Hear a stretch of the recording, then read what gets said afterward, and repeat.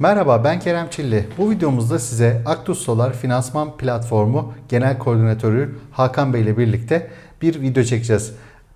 Kanalımızı takip edenler özellikle hatırlayacaklardır Hakan Bey'i. Daha önce finansmanla ilgili bir video çekmiştik.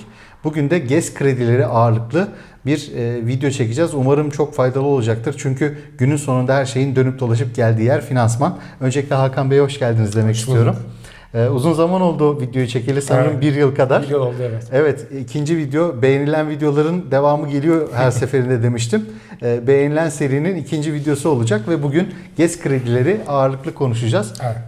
Her şey yolundadır umarım. Her şey Hızlı bir yolunda. Başlangıç yapalım. Evet. Piyasa yoğun.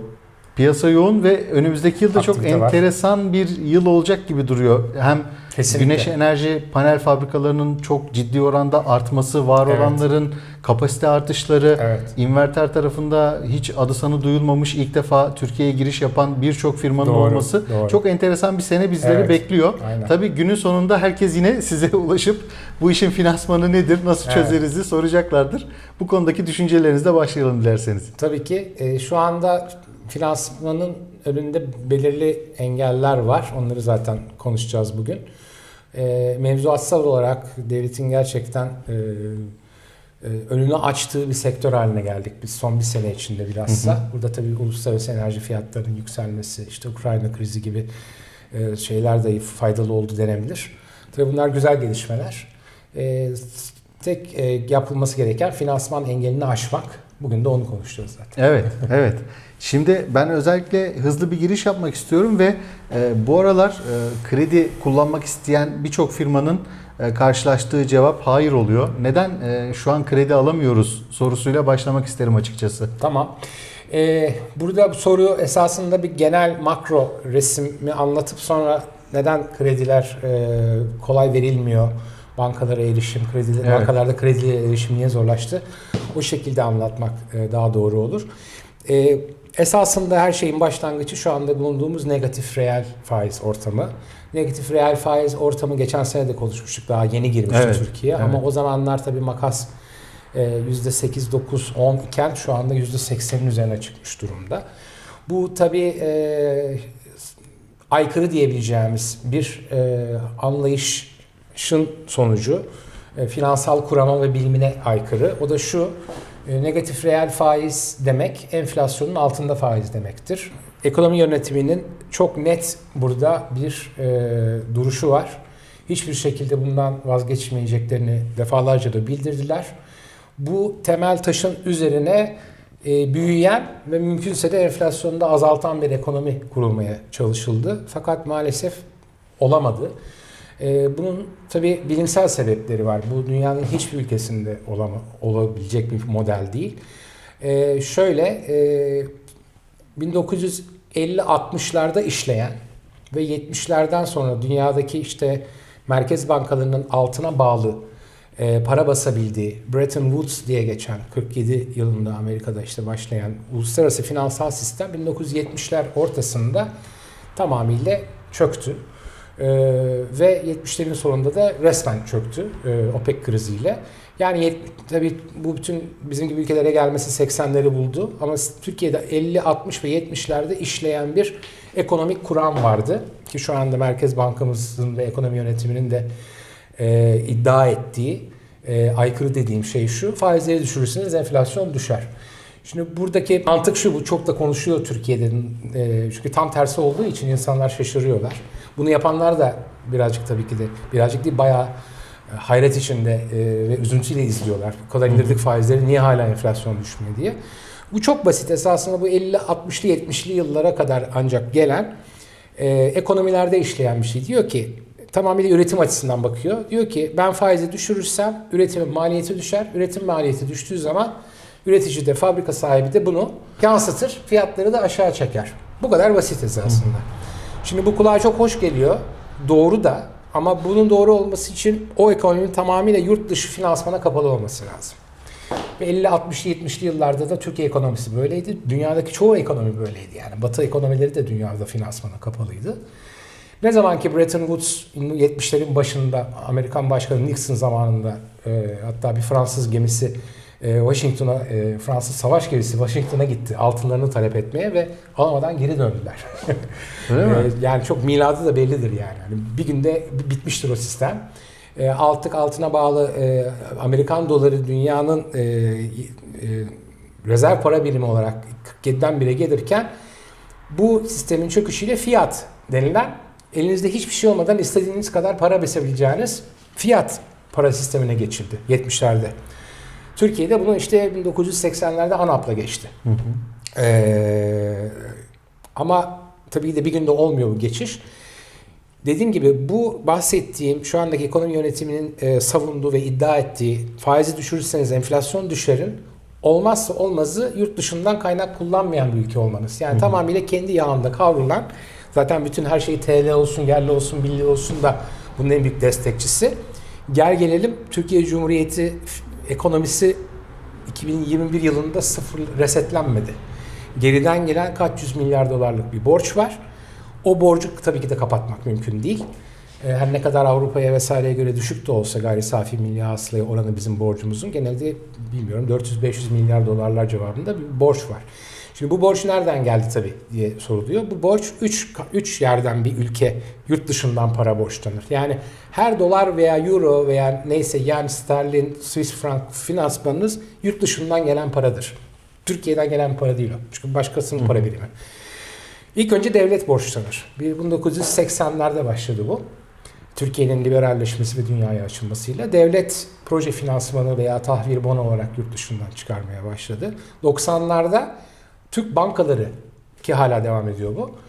Dolar ve euro finansmanı sendikasyonlara başladılar. Hala devam ediyor. Her sene de yenilenen o. Bir seneliktir.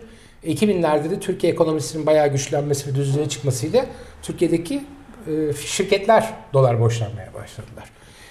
Bildiğimiz holdingler, üretim yapan vesaire bütün ciddi büyüklükte firmalar yurt dışından tahville, bonoyla veya direkt bankalardan yaparak dolar, euro borçlandılar. Bunun en büyük kalemi de bilhassa 2010'lardan sonra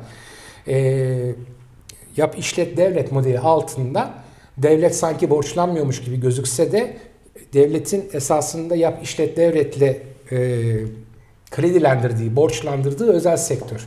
Yani bunlar nedir? Türkiye'nin işte büyük hastane projeleri, bütün otoyollar, bütün havalimanları, İstanbul Havalimanı başlı başına zaten büyüklükte. İşte Çanakkale Köprüsü, Osman Gazi, 3. İstanbul Köprüsü. Bütün bunlar esasında kurumların vergi dolar borçlanması yapıldı. Avrasya Tüneli de bunlara da. Hepsi bunlara, bütün mega projelerden bahsediyoruz. Ve bu duruyor. Bunlar 10-15-20 senelik projeksiyonlar. Öyle 2-3 senede geri ödenecek kısa vadeli değil. Ve bu borç dururken devletin kendi zaten kaç yüz milyar dolar bonosu tahvili, eurobond dedikleri dolar cinsinden, euro cinsinden borçlandığı tahviller var. Onlar da ödenmez. Çünkü devlet hiçbir zaman, hiçbir dünyada devlet bunu ödemez. Borçlanır, arkasından döndürür. Çünkü büyümek için kullanılır bunlar. Ülkenin büyümesi için yurt dışından kaynak girişi lazım. Onlar dönerek duruyor. Özel sektörün aldıkları duruyor. Bankalar zaten her sene döndürüyorlar bunu ki bu sene ilk defa bankalarımız yurt dışı borçlanmalarını %60 döndürdüler. Çünkü inanılmaz derecede yüksek dolar ve euro faizi ödüyor şu anda Türkiye. Neden ödüyor? Zaten işte bu şu andaki ekonomi yönetiminin savunduğu ve arkasında durduğu sistemin maalesef işlememesinin en güzel görüldüğü yer yurt dışı dolar faizleri. Türkiye şu anda Cumhuriyeti bile yurt dışında borçlanmaya kalktığı zaman %11-12 gibi faizler ödüyor. Çünkü Türkiye'nin risk primi, ülke risk primi 700-800'lere attı. En kötü zamanlarımızda son 20 senedir 400-500'dü. Oradan anlamak lazım. Bu konuyu geçen sene de konuşmuştuk. Doğru. Risk primleri artıyor. Ve bu bir domino efekti var. Çünkü eğer sizin yurt dışına bankalarınız, özel firmalarınız, işte bu hastaneleri, otoyolları, havaalanlarına yapılan müteahhitler dahil buna.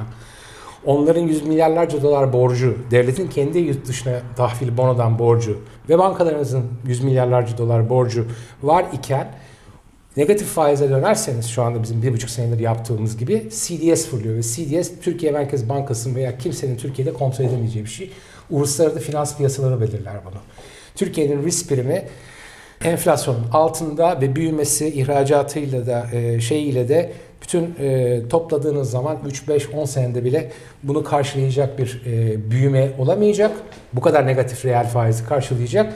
Onun için bu ülke artık risklidir deyip, onun için S&P, Moody's, Fitch gibi uluslararası bütün kurumlar da Türkiye'nin şeyini çöp seviyesine indirdiler maalesef. Uzun süredir böyle. S&P 3 senedir, diğerleri de en son Fitch'te 1-2 senedir çöpe inmiş. Yani biz gelişmekte olan ülkeler arasında en kötü nota sahip ülkelerden biriyiz. Hatta Ukrayna'ya yakınız bildiğim kadarıyla, savaş olmasına rağmen orada. Bu tabii ki de CDS esasında her şeyi tetikleyen şey. Çünkü CDS'iniz yüksek oldu mu bütün yurt dışı finansmanı kesiliyor. Kendi suyunuzla kavrulmaya başlıyorsunuz. Kendi suyunuzla kavrulmaya başladığınız zaman CDS yükseldiği için enflasyon yükseliyor. O bağlantıyı da bir ara anlatırım. Çok da şişirmeyelim izleyicilerin kafasına ama yani CDS her şeyin temeli. Enflasyonu o tetikliyor. O tetikliyor ve aynı zamanda tabii ki de o dövizi tetikliyor. Döviz enflasyonu tetikliyor. Bunlar domino gibi gidiyor ve enflasyon oluşuyor. Enflasyonu indirmeniz için finans kurumunda faiz arttırılır. Biz düşürüyoruz. Bu da şeye benziyor. Yokuş aşağı giderken frene basmak yerine gaza basmaya benziyor şu anda yaptığımız. Onun için bütün dünyada hayretle izliyor Türkiye'de neler olacak diye. Deneme çünkü bu. Fakat şu ana kadar benzeri denemeleri dünyada hangi ülke yaptıysa çok büyük bir hüsranla sonuçlandı. Çünkü dediğim gibi 1950, 60, 70'lerde dünyaya kapalı bir ekonomi için işleyen bir formül bu. Faizi indirirsem enflasyon iner. Türkiye öyle değil. Bu tamamıyla unutulmuş gibi gözüküyor. Ve onun içinde işlemiyor bu model ve enflasyon artıyor. Enflasyonla beraber döviz artıyor. Bunlar yüzünden CDS artıyor. Bankalar bu kadar yüksek belirsizlik içinde kredi veremiyorlar. Şimdi geldik neden bankaların kredi veremediğine. Evet. Kredi vermek için bankanın, tabii Türkiye'nin büyümesi için sadece işletme sermayesi dediğimiz 6 aylık, 3 aylık, 9 aylık, 1 yıllık değil, 3, 5, 10 senelik krediler vermesi lazım ki fabrika yatırımları olsun, turizm yatırımı olsun, bunlar hepsi uzun vadeli krediyle yapılır. Bir senelik krediyle yapılmaz. Uzun vadeli krediyi bankaya yaptırmanız için bankanın en az 5 ya da kaç sene vereceksen 7 sene, 10 sene önünü görebiliyor olması lazım. Enflasyonun bu kadar hızlı arttığı ortamda ve Merkez Bankası'nın da bütün finans kurumunun tersine hareket ettiği bir ortamda merkez bankalar kredi verecek olan bankalar 5 sene değil 1 sene sonrasını göremiyorlar. Şu anda bir sene sonra enflasyon ne olacak deseniz 10 bankaya 10 tane farklı rakam gelir. Bunlar da %90'dan %20'ye kadar değişiyor. O kadar farklı. Hani 30'la 40 arası da değil. Bu daha birinci sene. Birinci seneyi göremeyen ikiyi hiç göremez. Onun için bir vade alerjisi oluşmuş durumda. Bankalar uzun vade vermek istemiyorlar. Çünkü bugün verecek parayı hangi faizden verirse versin ki o da ikinci konu, oraya da geleceğim. Bir defa vade alerjisi var. Ne kadar kar ederse etsin banka, enflasyonu göremediği ve belirsizlik olduğu için 1, 2, 3, 5 seneyi göremediği için eskiden çok güzel görüyorlardı 2000'li yıllarda, 2010'lu yıllarda. Bir sene vadenin üstüne hiçbir banka çıkmak istemiyor. Çok sevdikleri müşteriler için aman onu da başka yerlerden kompanse edip risk yönetimini yapıyorlar. Ve çok ciddi riskler alıyorlar uzun vadeli verirken. Çünkü bilmiyorlar yani. Hakikaten tamamıyla bilmiyorsunuz. 3 sene sonra kimin şampiyon olacağını bilmek gibi bir şey bu yani. Şey gibi televizyonda bu konuyla alakalı finans benim direkt uzmanlığım değil ama arada sırada bakıyorum ve burada çok anahtar bir kelimeden bahsediyorlar, güven. Evet. Burada güven unsuru ön plana çıkarsa bu öngörüde 1 yıl, 2 yıl, 3 yıl muhtemelen normale dönecektir. Güven unsurunu da tesis edecek olan ekonomi yönetimidir. Ve ekonomi yönetimi finans kuramının ve biliminin tam tersini yaptığı zaman güvenden bahsedilemez. Yani siz bir şey düşünün, bir otel düşünün, bir güvenliği var. Güvenlikten sorumlu kişi kapının önünde insanları pataklıyor. İnsanları korumak yerine. Onun gibi böyle absürt bir durum var şu anda. Yani güvenin tam tersi yapılıyor. Ve biz işte bahsettiğim 50, 60, 70'li yıllarda böyle bir kuram var. Biz bunu biliriz. Bu doğrudur. Sonuna kadar da bunu savunacağız diye bir tabii duruş var. Hiçbir esneme de yok. O esneme olmadığı sürece güven de geri gelmiyor. O zaman bu durum bu haliyle devam ettiği sürece yine bu kredilere ulaşma, uzun vadeli kredi alma konusu hep böyle sürüncemede kalacak. Evet, hemen alamayacağız. Evet. Yani buna bir çözüm bulmadığımız sürece. Evet. Şimdi buna BDDK olsun, Merkez Bankası olsun ellerinde bir sürü enstrüman var. Bunlarla müdahale etmeye çalışıyorlar. Ama bu şuna benziyor. tansiyonu çıkmış bir hastaya bol tuzlu ayran veriyorsunuz. 16 tansiyon 20'ye çıkıyor. Sonra başka ilaçlarla o tansiyonu indirmeye çalışıyorsunuz gibi bir durum var. Esas o tuzlu ayranı vermeseler, yani faizler bu kadar negatif olmasa zaten düzelecek ekonomi, ama orada bir çok kesin bir duruş var. İndirmeyeceğiz, daha da indireceğiz diyor hatta Cumhurbaşkanı çıkıp. 200 tane düzenleme geldi. Bunların her birini anlatsak zaten 10 program çıkar. Çoğu kişi anlamaz zaten. Finansçı, bankacı olmak lazım, ama bu düzenlemeler birazcık şuna benziyor. Hani herkesin anlayabilmesi için. Sizin bir okulunuz var, öğrencileriniz var. Normalde işte bunları ÖYS'ye hazırlıyorsunuz. Ortaokul, işte lise. Ondan sonra bir müdür geliyor. Şu andaki ekonomi yönetiminin geldiği gibi, diyor ki benim okulumdan herkes hukukçu olarak çıkacak diyor. Ben artık sayısal falan istemiyorum diyor. Yani matematikçi, fizikçi, mühendis istemiyorum, doktor istemiyorum. Bizim okuldan herkes hukukçu çıkacak deyip günde işte 7-8 ders varsa bu 7-8 dersin 6 tanesini hukuk dersi yapıyor. Matematik dersleri iptal oluyor. Bütün işte şeyler, müfredat değişiyor. Fakat öğrencilerin anneleri babaları diyorlar ki ya biz çocuğumuzu hukukçu olsun diye göndermedik. Burası lise diyorlar yani. O ileride ona karar verilir. Hayır efendim, illa hukukçu olacak, hukukçu olacak. Çünkü memleketin hukukçuya ihtiyacı var. Ve ondan sonra bakıyorlar öğrenciler pek oralı değil. Çünkü yani bankalar da onların istediği gibi uzun vadeli kredi veremiyorlar. Çünkü sebebi bu yani, bilimsel olarak adam, orası bir şey yani, ticari işletme. Batarlar yani o çok uzun vadeli kredileri verirlerse. Risk çok yüksek, çünkü çok yüksek risk var. 3-5 seneyi görememek demek risk demektir. Öyle olunca BDDK ve Merkez Bankası bu sefer müdahalelere başlıyor. Bu 200 tane müdahale bunlar demek. Nedir? İşte 8 saatlik şey var, arkadan 2 tane rehberlik dersi koyuyor hukukla ilgili, evine 2 saat geç gidiyor öğrenci. Onları almazsa diğer notlarını düşürüyor. İşte yine bileyim şey yapıyor, tombalı çekiyor hukuk soruları ile ilgili, o tombaladan yüksek çıkanlara işte hediye veriyor, kötü olanlara öğle yemeğinde daha az yemek veriyor. Ya da teneffüslerini kısaltıyor gibi, böyle dışarıdan baktığın zaman tek başına bir işe yaramayan ama komple olduğu zaman dört taraftan insanları bir şey yapmaya zorlayan şu anda müdahaleler var. Tabii normal olarak ilk akla gelen, bu kadar şeyle uğraşacağınızda niye finans biliminin kuramının söylediğini bize niye normalleştirmiyoruz Türkiye ekonomisini? Niye biz her şeyin tersine gidiyoruz? Bütün dünyanın bilimin ve finans kuramının tam tersine gidiyoruz. Dediğim gibi orada gene aynı noktaya dönüyoruz. Yani dolayıp dolaşıp bu 60'larda 70'lerde Türkiye tamamen dünyaya kapalıyken işleyen sistem artık işlemiyor. Çünkü özel sektörün, bankaların ve devletin yüz milyarlarca dolar döndürmesi gereken bir döviz stoku var. Borç stoku var. O borç stokunuzu sıfırlamadığınız sürece maalesef bu döngüyü kıramıyorsunuz. Yani belki zorla güzellik olmuyor. Bankalar da onun için veremiyorlar uzun vadeli. Yakın zamanda seçimler var önümüzde biliyorsunuz. O daha belki da vahimleştiriyor durumu. Çünkü her seçime giren ekonomi... İyi mi olacak, kötü mü olacak? Yok, seçime giren ekonomide bunu düzeltmek daha da zordur. Çünkü seçime giren ekonomide her hükümet kim olursa olsun büyümeye çalışır. Ülkenin büyütülmesine çalışır. İşte acı ilaç reçeteler seçime girerken hepsi tasfiye olunur, ertelenir. Bir sürü af gelir. Ülkeyi büyütecek, krediyi büyütecek her türlü şey ön plana çıkar. Biz tam tersini yapmamız gerekirken bile seçime giriyoruz. Yani bir çift taraftan yani şey var. Yani yokuş aşağı gidiyoruz, frene basmamız lazım, gaza basıyoruz, bir de arkamızdan rüzgar yiyoruz şu anda yani. O da seçim rüzgarı.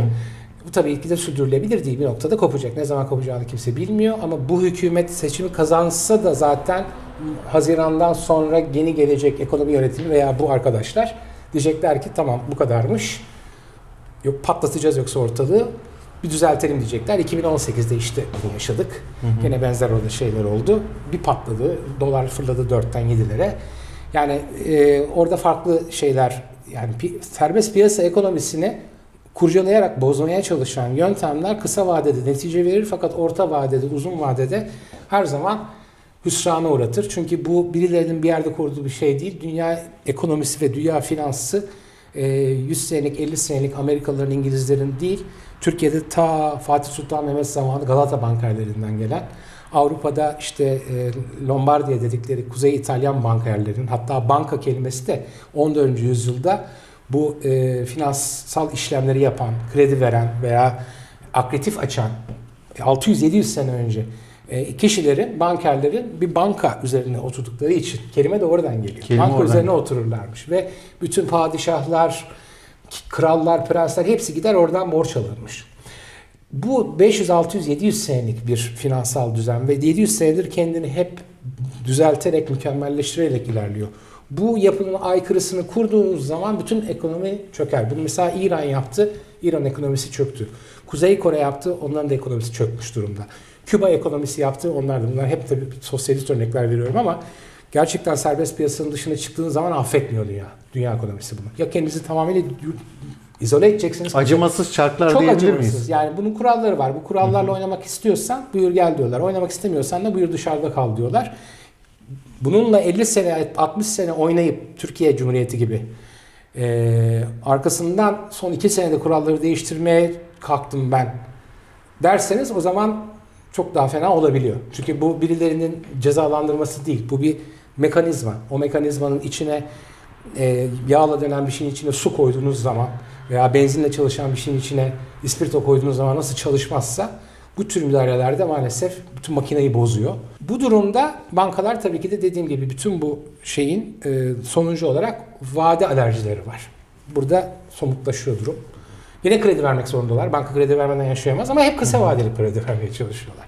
O da çok Çünkü alıcısı için çok kıymetli. Kısa vadeli krediyi de sadece çok güvendikleri firmalara vermeye çalışıyorlar. Çünkü ekonominin bütün çarklarının yani dengesi bozulduğu için çok ciddi firmalar bile 6 ay sonra, 1 sene sonra ne olacakları belli değil. Belirli sektörler hariç. İhracat yapıyorsanız şahane. Herkes zaten ihracatçılara kredi vermek istiyor ama ihracat yapmıyorsanız, turizmci değilseniz o zaman bankalarda zaten temkinliler. Alerjileri var vadeye anlattığım sebeplerden dolayı. Bir de bunun üzerine yapılan bir nizam karşılık müdahalesi var bu. 200 müdahaleden biri bu. Bunlar da eskiden %10 olan 6 ay evvel %20'ye çıkarılan şimdi Merkez Bankası'nın %30'a çıkardığı bir kural. Bankalara diyor ki ne kadar kredi veriyorsan onun %30'u kadar da benim devletimin tahvilini almak zorundasın diyor. Bu da çok aykırı bir uygulama. Hakikaten hiçbir serbest piyasa ekonomisinde yapılmayacak bir şey. Çünkü bankaları resmen ellerine kelepçe vuruyorsunuz. Bunu tabii zorluyor bankalara. Bankalarında hiç kimseye gidip şikayet edecek hali yok. Türkiye Cumhuriyeti'nde iş yapıyorsan kural budur diyor. Yani BDDK'nın Merkez Bankası'nın da hakkı var buna. Meclisten geçirmeye bile gerek yok. Onlar budur diyorlar. Ertesi gün şeye girer. Dünyada böyledir zaten ama bu kuralları koyunca bankalarda diyorlar ki bir dakika. Ben %30 devlet tahvili alacağım. Tahvilin getirisi ne? %15-20 arası. Enflasyon ne? %80. %80 enflasyon olan yerde ben her verdiğim 7 kredi için 3 tane bana %20'lik zorla tahvil aldırtıyorsun. Beni o kadar zarara sokuyorsun diye vade alerjisini geçtim. Kredi olarak genel olarak vermek istemiyorlar. Çünkü diyorlar ki yani hem krediyi verince ileride ne olacağım belli değil. Bir de onu verdiğim zaman garanti bir şekilde %20'lik tahvillerle devlet tahvillerini zorla aldırttığı için bana devlet ben bu sefer buradan zaten bir zarar ediyorum. Bu zararı kapatmam için de başka yerlerden kar etmem lazım. Krediler zaten kar edilecek gibi değil. Faizler de çok düşük. Yani %80 enflasyon var. %30-35'in üzerinde faiz bulamazsınız. Ne oluyor? Bankalar tabii kredi kartıydı, oydu, buydu, işte fon portföy yönetimiydi, emeklilikti gibi farklı şeylerden bir şekilde toparlamaya çalışıyorlar. Bu yani bir ne dedik? Vade alerjisi, bahsettiğim CDS'ten başlayan yüksek enflasyon, yüksek kur, belirsizlik dolayısıyla vade alerjisi var. Bunun üzerine bir de bu muzam karşılıklar ve benzeri uygulamalarla bankaların hakikaten elleri ayaklarına pranga vuruyor devlet. Diyor ki illa benim tahvilimi alacaksın. O zaman da banka vadesini beğense bile kredi vermek istemiyor.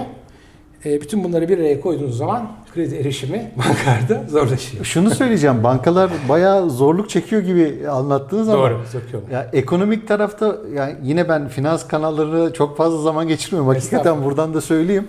Finansla ilgili çok fazla detaylı bilgim yok ama birçok tartışma programında da televizyonda bankaların inanılmaz karlar elde ettiği, yılları çok inanılmaz karla bitirdiklerini söylüyorlar. Doğru. Peki bu kadar sıkıntılı bir durum, bu karları nereden elde ediyor bu bankalar? Bu karları şu ana kadar ettiler. Bundan sonrası için mi? Şu ana kadar edildi. Bundan sonrası çok fena gözüküyor. Artı en önemlisi hala enflasyon muhasebesine geçilmedi Türkiye'de. Yani %80 enflasyon olan bir ülkede banka %90 kar ettiği zaman %90 kar değildir o. %10 kardır. Bizde %90 gözüküyor. Bizim muhasebemize göre. Çünkü enflasyon muhasebesine maliye izin vermiyor. Yani o içerisinde olmadığı için çok içinde. yüksek ondan yüksek kazanıyorlar gözüküyor. Çünkü yani enflasyon muhasebesine izin verse zaten başka türlü sorunlar çıkacak. Onun için bir sürü firmanın, güzel bir soru bu. Borsada da çok şişti kağıtlar çoğu. Borsa gümbür gümbür gidiyor yani. Arada düzelse de. Neden? Çünkü enflasyonu içine dahil karlar çıkıyor şeyde. Bir de öteki taraftan %80 enflasyonda borsa kağıtlarının iskonto edildiği, normalde enflasyonun altında olmayan, bizde %80 altında olan, yani %10 şu anda, 15 ya da tahvil. Bir de %15'te iskonto ediyorsunuz, iyice şişiyor. Yani o tarafta da balon yaratıyor. Yani dediğim gibi bu mekanizmaya bir yerinden çomak soktuğunuz zaman birkaç yerinden zaten bunlar hepsi aynı anda olmasa da sırayla tık tık tık bozar yani bütün mekanizmayı. Peki ne zaman bu durum kontrolden çıkma ihtimali var sizce? Bu tamamıyla Türkiye'nin döviz dengesine ve Merkez Bankamız bu arada 170 küsur yılı neyse öyle bir şey milyar dolar negatifte net rezervi. O da çok korkunç bir şey. Cumhuriyet tarihinde hiç bu kadar net rezerve düşülmemiş. Eksi rezervde pardon, net değil. Artı brüt rezerv denilen şey içinde swaplar var ama swap para değildir. Esasında bizim Merkez Bankamız dünyadaki bir sürü finansöre borçlu. Parası yok yani şu anda. Ve borçlu bir de üstüne üstlük. Bu da ne demek oluyor? Türkiye'de döviz ihtiyacı olduğu zaman Merkez Bankası'nın gidip sağlayacak rezervi yok demektir. Bu hakikaten çok ince bir buz üzerinde paten yapmaya benziyor. Nereden çatlayacağı belli olmaz. Türkiye'de en ufak bir sarsıntı olduğu zaman bu Rusya'dan gelir, Amerika'dan gelir, Avrupa'dan gelir, Ukrayna'dan gelir, terör saldırısı olur. Öyle bir coğrafyadayız ki zaten her tarafımız risk. En ufak bir şeyde bunu dizginleyecek gücümüz yok şu anda. Döviz rezervlerimiz yok. Bir insanlar ellerindeki Türkiye tahvil bonolarını veya fazla kalmadı ama gene de bir %20 falan Türk borsasından kağıda sahip olan yabancılar bunları bir satmaya başladığı zaman karşılığında döviz talep ederse dövizin önünü alamazsınız, uçar gider. Onunla beraber enflasyon gider. Ondan sonra zaten krizler böyle oluyor. Bunun ne zaman olacağını yapmak, bir de bu ekonomi yönetiminin hatta açık açık da söylediği şey var. Yani net hata noksan diye bir kalem var. O da nereden geldiği belli olmayan para demek. Normalde normal ülkeler, düzgün ülkelerde %1-2'yi geçmezsen Türkiye'de %10'lara 20'lere geldi. Bunu daha da büyütüp bu döviz boşluğumuzu oradan pompalayarak nereden geldiği belli olmayan bir parayla biz yüzdüreceğiz bu gemiyi diyorlar. O işte bunlar bir seferlik, en son işte Rusya'dan bir ciddi bir para geldi nükleer santral. Nükleer santral için evet. Onlarla, ama bunlar yani ne zaman geleceği, nasıl geleceği belli değil. Böyle şey gibi, yağmur gibi geldiği zaman geliyor. Onlarla zaten kesinlikle bir ülkenin ekonomisi yürütülmez. Yani şirket bile yürütülmez. İnşallah bir yerlerden bir para gelir de biz de bu boşluğumuzu kapatırız. Değil. Bunların hepsi tabii soru işareti. Tamamıyla açık. Her taraftan gerçekten müdahaleye ve bir anda tıkır tıkır çöküşe varacak bir sarsıntıya açık bir ekonomi halindeyiz şu anda. Her geçen gün cebimize kar. Ama yarın ne olacağını bilemezsiniz. Bilemeyiz. Yani piyasalar, dünya piyasalarında ne olacağını bilmiyorsunuz. Çünkü Türkiye'de her şey dört dörtlük gitse, dünya piyasaları da son 2008 krizinden beri en çalkantılı senesini geçiriyor. Evet. Yani Amerika'da, İngiltere'de, Avrupa'da 40 senenin en yüksek enflasyonları var. Amerikan bütün merkez bankalarının, Amerika, İngiltere, işte Avrupa Merkez Bankası şeyleri %3, 4, 5'lere çıkmış durumda ki bunlar sıfır veya eksiydi. Bütün dünya ekonomisi çok zor durumdayken biz bu kadar her tarafı açıkta ve gerçekten çok ince bir ip üzerinde yürüyerek gidiyoruz. Bu durumda tabii bankalara hiç fazla bir şey vermiyor, güven vermiyor Türk bankalarına kredi verelim diye. Kısa sorunuzun uzun cevabı maalesef bu. Gayet güzel oldu bence. Hem benim en sevdiğim video şekli bu. Hem bir şeyler öğrenip hem insanlara da bu öğrendiklerimizi video halinde çevirip anlatmak oldukça bana keyif veren bir unsur. O yüzden size çok teşekkür ediyorum yine buraya geldiğiniz için. Son bir soru daha sorayım. İzleyenlerimizi de çok yormadan. Yine ilerleyen dönemlerde arzu ederseniz yine farklı bir bakış açısıyla yine finans videoları çekeriz. Depolama konusu da çok önem arz edecek. Şu an baktığımızda rüzgar türbinlerinin yanına güneş enerji santralleri entegrasyonları oluyor. Doğru. Güneş enerji santralleri entegrasyonunun yanı sıra artı bir de depolama işin içerisine girecek. Çünkü bu üçlü aslında Küçük evlerden başlayan da bir sistem. Evlerde bile depolama, elektrikli araçlar, güneş enerjisi bir bütün. Doğru. Endüstriyel tesislerde de devasa konteyner tipi depolama üniteleri, güneş enerji santralleri varsa rüzgar, jeotermal veya işte veya ne diyebiliriz? Hidroelektrik santraller. Bunların hepsi aslında birlikte çalışabilir. Çok özel sistemler. Burada da yine finansman konusu ön plana çıkıyor. Tabii. Depolama tarafında özellikle vurgulamak istediğiniz oradaki süreçlerle ilgili, finansmanla ilgili bir şeyler varsa onları da duymak isterim. Tabii ki. Hatta bu ilk sorunuza da bağlanabilecek bir konu. Şöyle ki gerçekten Türk bankacılık sistemindeki durumun pek hoş olmadığından ve GES için, Güney Enerji Yatırımı için uzun vadeli yatırım gerekiyor. Ve uzun vadeli kredi gerekiyor. Bu zaten bilinen bir şey. 2 senelik krediyle GES yatırımı yapılmaz. 3 lirayla de yapılmaz. 5 olacak, 7 olacak, 10 olacak. Evet. Bu kaynaklar Türkiye'de Avrupa İmar ve Kalkınma Bankası başta olmak üzere buna benzer yurt dışı sırf yenilenebilir enerjiye adanmış, enerji verimliliğine adanmış daha doğrusu diyelim. Buna depolama da giriyor çünkü. Uzun vadeli kaynaklar var. Bu kaynaklar biraz evvel bahsettiğim Türkiye'deki bankacılık sisteminin içine girdiği ikilemin dışında kalan kaynaklar. Ve bankalarımızın bazılarında bu kaynaklar duruyor, yenileniyor da. İşte dediğim gibi Avrupa Yatırım Bankası var, Fransız, Alman, Hollanda kalkınma bankalarının fonları var. Türkiye'de belirli bankalarda İslam Kalkınma Bankası'nın var, Asya Kalkınma Bankası'nın, en büyüğü de Avrupa İmar Kalkınma Bankası EBRD. Bu kaynakları olan bankalara giderseniz bu vade alerjisini aşabiliyorsunuz. Ve bankaların o isteksizliğini de aşabiliyorsunuz. Çünkü bu kaynaklar sadece GES veya benzer kredilerde kullanılıyor. Veya rüzgar veya jeotermal, biyokütle veya depolamada da kullanılıyor. Onun için depolamayı tek başına şu ana kadar daha gelmedi. Ama gelecektir ileride. Fakat bize şimdiden depolama artı GES şeklinde kredi talepleri gelmeye başladı. Bunların Türkiye'de kaynağı da var. Vadesi de yeterince uzun ve bankalar da bunu veriyorlar. Bu getiren, bu bahsettiğiniz kredilerle ilgili süreçlerin yönetimi konusunda sizler destek olabiliyor musunuz? Tabii. Zaten biz hangi bankaların bu kaynaklara sahip olduğunu biz biliyoruz. Bu zaten değişen bir şey, böyle sabit değil.